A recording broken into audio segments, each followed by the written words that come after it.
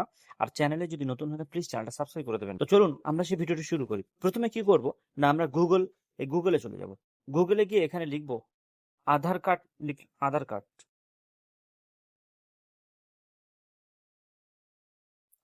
তাহলে মাই আধার উপরে চলে যাই। মাই আধার উপরে যাওয়ার পর এখান থেকে দেখুন স্ক্রলের উপরে ক্লিক করব। এখানে অনেকগুলো অপশন আছে, আধার স্ট্যাটাস আছে, না ডাউনলোড আধার আছে, আমাদের সাধারণত পকেটে যেটা রাখা যায়। তো এর উপরে ক্লিক করব। তাহলে এখানে গিয়ে অর্ডার আধার পিউসে কার্ড ক্লিক করলাম। করার পর এখানে বলছে দেখুন ইউজ এম আধার অ্যাপ বা কন্টিনিউ এম আধার ওয়েবসাইট থেকে। করার পর এখানে আমার আধার কার্ডের নাম্বার চাইছে। এই আধার কার্ডের নাম্বারটা আমার যেটা ডাউনলোড করব সেই আধার কার্ডের নাম্বারটা আমি এখানে বসিয়ে দেব। তাহলে আমার এখানে ওটিপিটা চলে এসেছে, আমি ওটিপিটা বসিয়ে দিই। ওয়েবসাইটের উপর ক্লিক করলাম।